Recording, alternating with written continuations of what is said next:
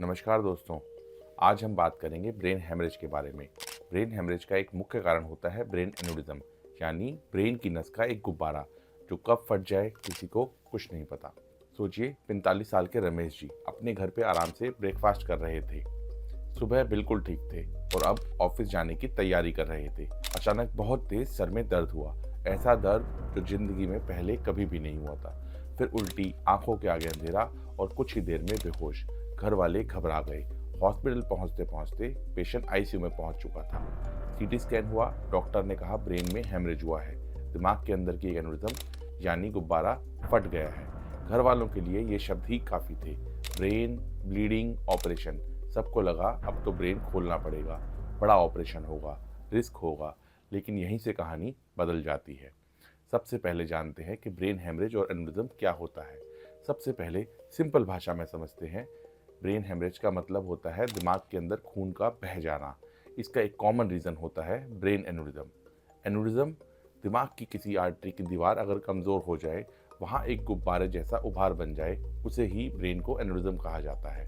ये एन्यूरिज्म सालों तक शांत रह सकता है, लेकिन जब फटता है तो अचानक जानलेवा ब्लीडिंग होती है। यही वजह है कि एन्यूरिज्म रप्चर को मेडिकल इमरजेंसी भी कहा जाता है। अब जानते हैं कि पहले इसका इलाज कैसे होता था।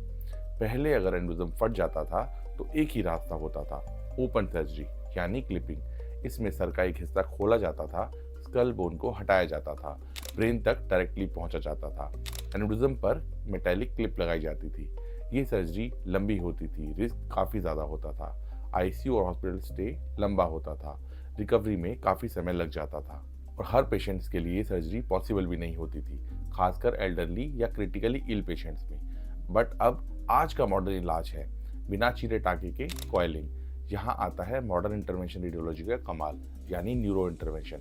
आज हम एन्यूरिज्म का इलाज कर सकते हैं बिना सर खोले, बिना ब्रेन की हड्डी हटाए, बिना ब्रेन को हाथ लगाए, बिना बड़े चीरे टाँके के।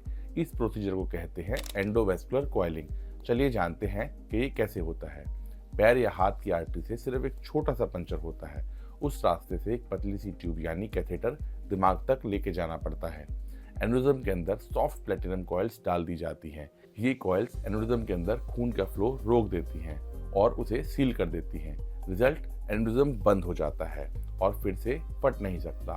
और ये सब एंजियोग्राफिक मशीन के नीचे बिना ब्रेन खोले, बिना स्टिचेस के संभव है। अब जानते हैं ओपन सर्जरी के मुकाबले कॉइलिंग के क्या क्या फायदे होते हैं। पहली बात, ये बिना चीरे टाँके के होता है। ब्रेन को डायरेक्ट हाथ नहीं लगाया जाता, कम कॉम्प्लिकेशंस होती हैं, आईसीयू और हॉस्पिटल स्टे कम होता है, रिकवरी काफ़ी फास्ट होती है। कई पेशेंट तो 3 से 5 दिनों में अपने घर भी पहुंच जाते हैं। इसीलिए दुनिया भर में अगर एन्यूरिज्म एनाटॉमी अलाउ करती है तो कॉइलिंग फर्स्ट चॉइस बन चुकी है। अब वापस उस पेशेंट पर आते हैं जिससे हमने शुरू किया था। उनका ब्रेन एन्यूरिज्म कॉइलिंग से ट्रीट किया गया था। ना सर खोला गया, ना बड़ा ऑपरेशन हुआ। 2 दिन आईसीयू, तीसरे दिन में वार्ड और चौथे 5वें दिन में वो अपने घर पे जा पाए।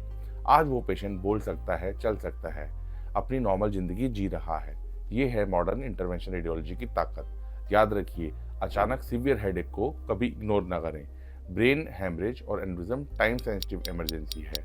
हर ब्रेन ब्लीडिंग का मतलब ओपन सर्जरी नहीं होता है।